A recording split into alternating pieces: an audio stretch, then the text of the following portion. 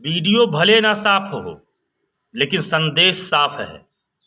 मनरेगा मजदूर संघ के सभी पदाधिकारी कार्यकर्ता ध्यान से सुने। अब आपको घर से निकलना पड़ेगा।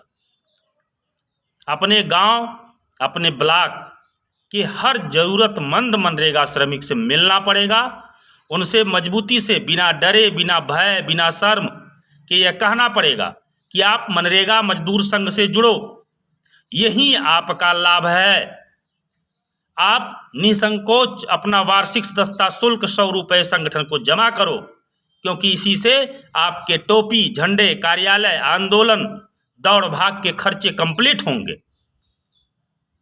आपके मनरेगा मजदूर संघ में जुड़ने से ही आपकी मजदूरी 500 हो पाएगी। आपके मनरेगा मजदूर संघ में ही जुड़ने से आपको कार्यस्थल पर रोज काम मिल पाएगा। आपके मनरेगा मजदूर संघ में ही जुड़ने से आपके जॉब कार्डों का हर 5 वर्ष पे नवीनीकरण संभव है। आपके मनरेगा मजदूर संघ में ही जुड़ने से कार्यस्थल पर नियमित आपकी हाजिरी आपके जॉब कार्ड पर आपका रोजगार सेवक चढ़ाएगा। आपके मनरेगा मजदूर संघ से ही जुड़ने पर आपको श्रम विभाग की सभी सुविधाएं ईमानदारी के साथ श्रम विभाग का अधिकारी कर्मचारी आपके घर तक पहुंचाएगा। आपके मनरेगा मजदूर संघ से ही जुड़ने पर आपको सम्मान मिलेगा, आपको मजबूती मिलेगी, आप ईमानदारी से सर उठाकर जी पाएंगे। नहीं तो इन चोरों और दलालों के चक्कर में आपने अपना 19 साल बर्बाद किया, फिर 19 साल बर्बाद होगा। और मनरेगा कानून को जिस तरह से चोरों ने कमजोर किया, सरकारों ने कमजोर किया, वो कमजोर करती जाएंगी। आपको ये समझना होगा कि मनरेगा कानून ग्रामीण बेरोजगारों के उसके गांव में रोजगार देने के लिए बनाया गया था और किसी चीज के लिए बिल्कुल नहीं बनाया गया था। लेकिन हमारी सरकारें, ग्राम विकास विभाग के वरिष्ठ अधिकारी हमारी हकदारियों को देने के अलावा बाकी सभी तरह के प्रयोग मनरेगा में करते रहे। मनरेगा के कर्मचारी गांव के बेरोजगारों के प्रति, मनरेगा श्रमिकों के प्रति जो उनके कर्तव्य हैं, उसको एक भी नहीं पूरा करते।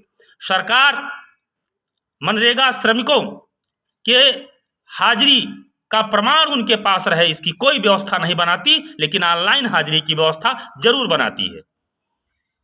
मनरेगा श्रमिकों की मजदूरी उसे टाइम से मिल जाए, इस पर कोई व्यवस्था सरकार नहीं करती, लेकिन ऑनलाइन एमबी की व्यवस्था जरूर बनाती है।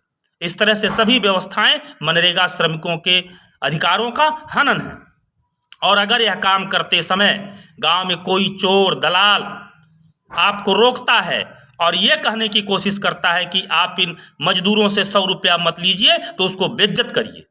उससे कहिए कि तुम्हारी इन मजदूरों से हमदर्दी तब कहाँ चली जाती है जब इनके हिस्से की मजदूरी गांव का भ्रष्ट कार्यदायी संस्था और जिम्मेदार कर्मचारी फर्जी मजदूरों के खाते में भेजकर उन्हें 500 रुपए दे करके सारा रुपया लूट लेता है, खा लेता है।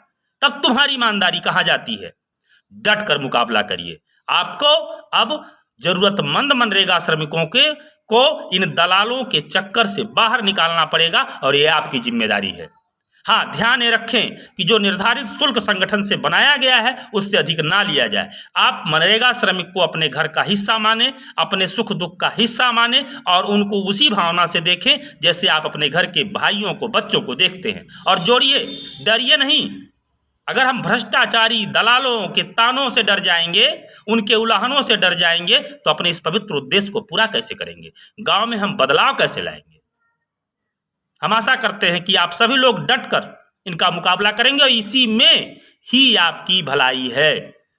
जब मनरेगा श्रमिक भ्रष्टाचारियों, दलालों के चंगुल से बाहर निकलेगा, तब उसके ज्ञान खुलेंगे, उसकी आंख खुलेगी और वह अपना सही गलत का फैसला कर पाएगा। और जब ऐसा वो करने की स्थिति में आ जाएगा, तब आपका संगठन मनरेगा मजदूर संघ पूरे देश का सबसे ताकतवर संगठन होगा और देश के 19 करोड़ मनरेगा श्रमिक गांव का बेरोजगार आत्मनिर्भर होगा, स्वावलंबी होगा और स्वाभिमान से जीना सीखेगा।